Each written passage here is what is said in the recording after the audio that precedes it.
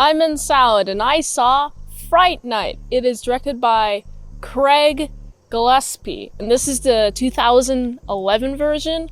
I saw that my very famous YouTuber friend, Tony from Hack the Movies, is reviewing the 1985 version, and so I wanted to review this version. Oh man, there's probably a bunch of vampires in there. I don't want to get too close to this abandoned house. By the way, they need no invitation to live in that house, because no one's living there. So, we are following in this movie, by the way, spoilers ahead. In this movie, we are following Anton Yelchin as Charlie Brewster. What a cool last name, by the way. I'm gonna call him Charlie. We also have Colin Farrell. You got Charlie and Ed. Alright, these are the people you gotta remember for this movie, for now. So, the movie opens, oh no, someone got murdered. Their entire family got ate by a vampire. Oh no, what shall happen?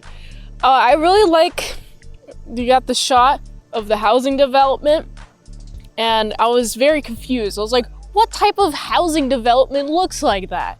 Well, they're in Vegas, and I'm like, okay, Vegas is weird. I understand now. This is a perfect place for the movie to be shot, because you got a bunch of vagabonds and also a bunch of night workers there too. So this city never sleeps. Perfect for vampires, by the way. Alright, so then after this family gets murdered, we are following Charlie, who's in the in crowd at his high school. He's basically friends with a bunch of cool kids. And of course, Ed phrases them perfectly, a bunch of early peakers. Because that's what they are, a bunch of early peakers. And so, Charlie, kind of trying to pretend to be cool. He's trying so hard to be cool. But because of Ed, he's like showing that Charlie is actually a nerd. But because of Ed's a nerd, just like outwardly, Charlie's stopped talking to him. Ed confronts him. Hey, Charlie. Dude, you've really got to come over to my house. I got to show you this thing. And, of course, Charlie's like, no, dude. No way, Jose.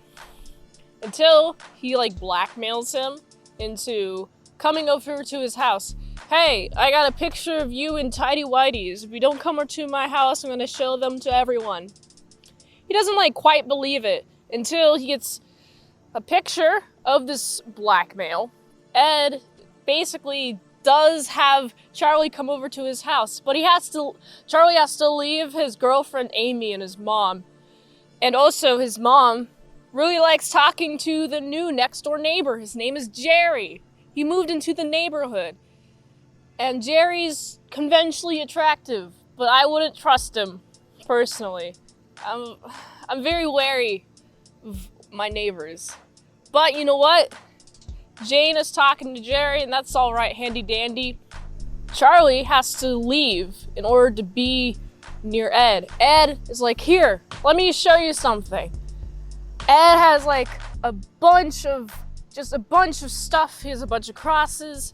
He has all of this research on vampires, including on his nice little screen, his computer screen, Vampire Hunter. Oh wow, Vampire Hunters? Are you looking up Vampire Hunters? Charlie has to be such a hater. He's like, oh, this isn't real. And of course, Ed is like, I wouldn't be coming to you for this if it wasn't for Adam, which by the way didn't show up in class, and I suspect that he's been taken by the vampire. Of course, Charlie's like, no, I'm not gonna be your friend. You're crazy. You are crazy, and he leaves. Which is not a good thing. I do not like Charlie, because Charlie, at this point, is acting different than who he is. She's trying too hard to be cool, and he's just, if one of my friends came to me with a lot of evidence that vampires are real, and one of my best friend's other friends, I guess ex-best friend, just die because of a vampire, I would believe him. Charlie goes to school the next day. Ed is out of the seat. What happened to Ed? Let me tell you what happened to Ed. Alright, so later that night, when Charlie leaves, Ed goes over to Jerry's house because he suspects Jerry's a vampire.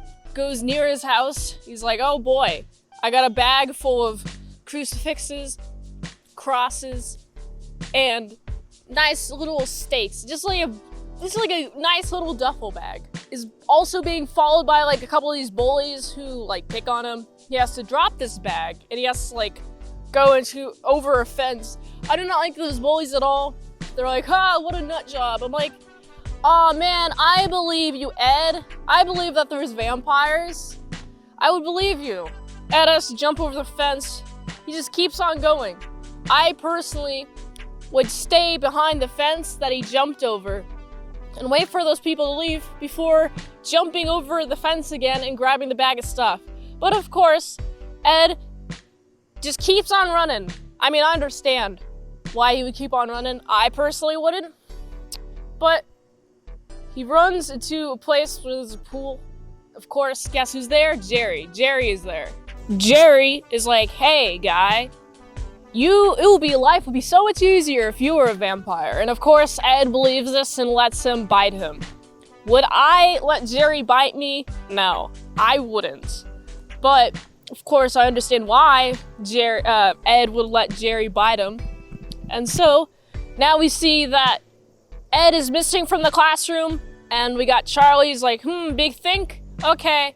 Oh, I find these videos that show good old pal Jerry being invisible on film, and of course Charlie starts to believe him.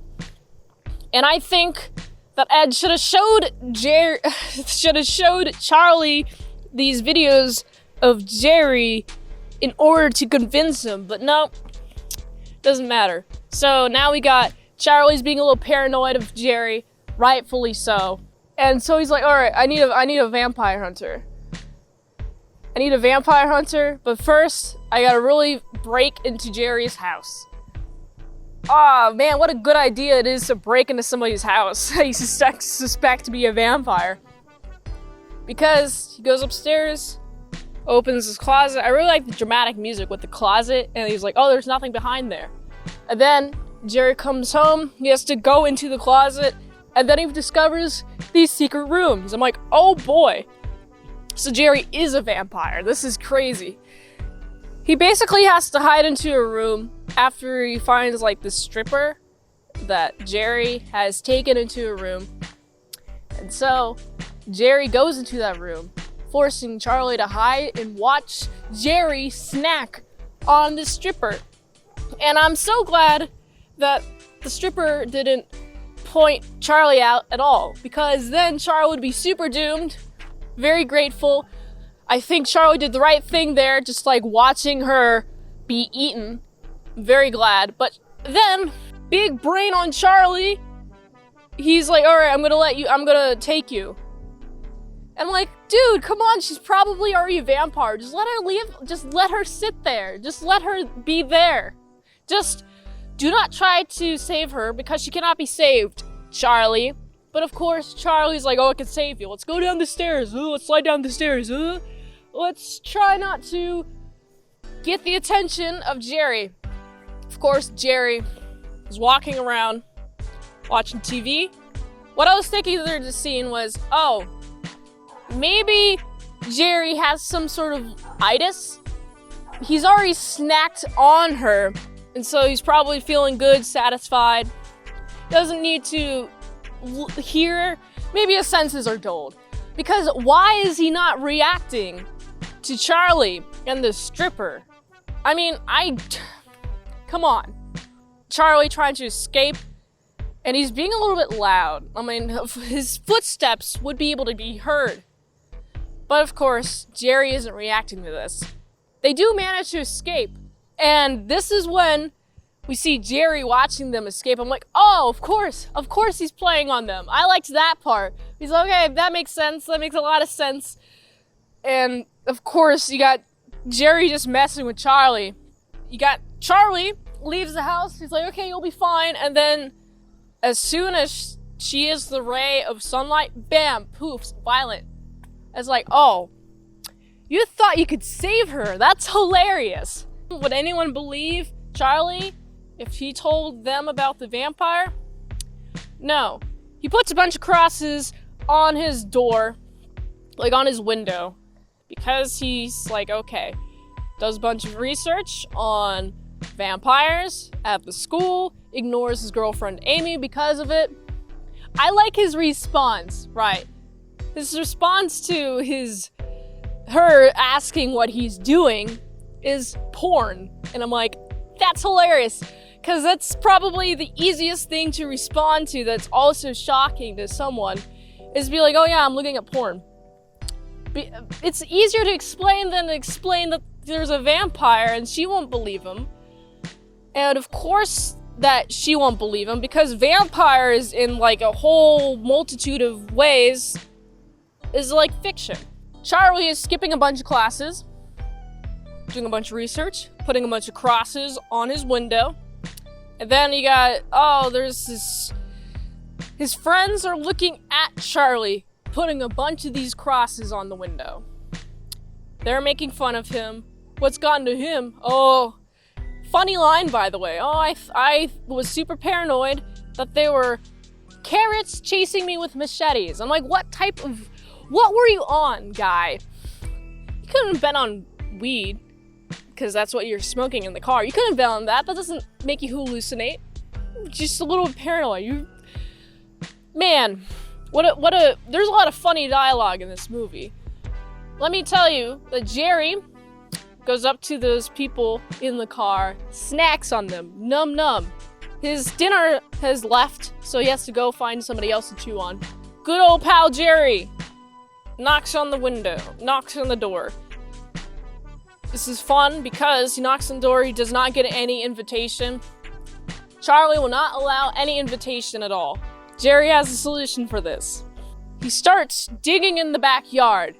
He takes the gas line, rips it straight out of the ground, causes a gas leak, and he's like, alright, sets fire to the gas line. House starts exploding, right? This is my favorite line. You don't need an invitation if there's no house. I'm like, bam! He's like going right after them. Oh man. I definitely did skip a scene where Charlie's going to the vampire hunter, goes to his act, and he's not being very nice to the performers and the crew around the performers. He's not being very nice to them. And he also has this mansion, which is really cool, which is a bunch of vampire stuff laying around. And Charlie, big brain by the way, takes a newspaper, cuts out the sun, takes somebody else's jacket where it has like a press badge on it, takes that, uses it to go into the mansion. He starts asking the vampire slayer about vampires. Of course, he denies it. And I'm like, dude, why are you denying it? You're being so angry towards him. Because why? Why are you being so angry towards him, vampire slayer? But of course, kicks him out. But he has a bunch of pictures of when he was in his house. Charlie has a bunch of pictures. Here you go. Leaves them. And of course, vampire slayer gets curious. Looks at the symbol.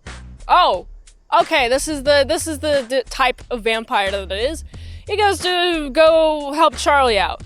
But this is not before Charlie and his mom and Amy, who were in the house with the big old explosion, they try to leave town. They go vroom vroom. They hit Jerry's bike, which is parked in front of the garage. And Jerry just chucks the bike towards them, hits the back window. And I'm like, whoa, Jerry, you're so strong. Man, you really want to eat these people. Oh my goodness. But Jerry chases after them, hits them in the back of the car, kind of does a drive thing where he tries to block the road. And then, fun part, they hit him. Hit him. Charlie's like, okay, you gotta hit him. You really gotta hit him. Bam, bam. Jerry's on the undercarriage and starts putting his hand up and like through the metal, starts trying to grab him, hits the brake. Oh man, Jerry's there underneath the car, and then another unsuspecting driver hits them, comes out of the window, comes out of his door and starts to complain at him. And at this point, I'm like, no, stop it. Everybody else is like, stop it, stay in that car. And then Jerry comes in, starts like, nom, snack time. He definitely does thank him for the snacks. And I'm like, no. Man, another victim follows the waste. They definitely go book it to the hospital after they put a stake through Jerry, but they missed the heart. So it's funny seeing him just be crawling on the floor with a stake through his chest. And it's like, this is hilarious, but at the same time, man, this must really be painful for Jerry. And we also see that Jerry has like these regenerative powers, and then we see Jerry's gonna go after them. And I'm like, yo, this is so hype. I'm so excited to see what happens. Cool. So now we get to see the mom is in the hospital, rightfully so. Bunch of crosses everywhere on the windows. You really want to protect her. And then we also see Amy and Charlie are going to Vampire Slayer's house, mansion rather. Let me correct me. He's like, all right, we got a problem on our hands. He's like, all right, yeah, I totally understand. Vampires are real. My parents were killed by vampires, but I was left. And so I was thinking, I'm gonna hide. And so, gives him a couple of ideas. You gotta flame him, kind of decapitate him, stake him. There's a good way to kill a vampire. And there's an unexpected delivery. They get an invitation in. And of course, guess who's there? Ed. Evil Ed. He's a vampire. Oh boy, just as I thought I was going to forget about him, he's here. And I'm like, no! Ed, you're gonna really chomp on your friends? I guess not really friends, because he's kind of not a good person. And of course, I was thinking, oh no, Amy's gonna ditch on Charlie the entire time. I was thinking about that. There's a whole lot of just weapons to use against vampires, including an axe, which Charlie uses to try to hit good old pal Ed. He does have a clean shot. And I'm like, oh man, what's gonna happen? He doesn't cut through the bone, which is unfortunate. It does like leave him in a position where he can't like move his neck. And I'm like, that's really brutal. Man, you really are tough, Ed. Oh my goodness. You know, so you got Jerry, who's also invited. Fighting Jerry. Amy shoots a bunch of silver bullets at him. And is like, werewolves. I'm like, oh, werewolves exist in this universe too? I really want to see a werewolf movie. I'm so excited. And then she throws holy water on them. I'm like, yeah, let's go. Haha, got him. Get wrecked, vampire. We also see there's a stake. And Charlie has to stake Ed. And I found this really sad. Because, of course, he's hesitant. It's his friend. But for the life of and safety of everyone around, he has to stake him, you know? So he does. It's really sad. Everyone else is dead, though, unfortunately. Now it's time to go fight off this Jerry. Jerry has to go retreat because it's dawn, you know? Goes back to his house, talks to his mom. Well, his mom's kind of unconscious, but he's, like, around. It's real nice. I really like him. I really like Charlie at this point, because he's just like a protector, you know? So now he has a strategy on how he's going to fix everything. He gets a flame retardant suit, a crossbow. I don't know what the crossbows are going to do. But then Vampire Slayer gives him a stake blessed by Saint Michael's. If you stab someone with it, like the OG vampire, then everybody else is going to get turned. I'm like, okay, cool. But also, I should mention that Amy also gets turned while they're at the nightclub, escaping from Jerry, just a little bit before this. And Amy has a little blood, some of Jerry's blood gets on his lip, and then he kisses her I'm like, no, oh no, it must be like a drug, because she's like incapable of moving while he bites her. I'm like, no, she's a vampire now. No, whatever will happen. I'm so sad. But you know what also does happen? It's time to go to Jerry's house. And guess who's there?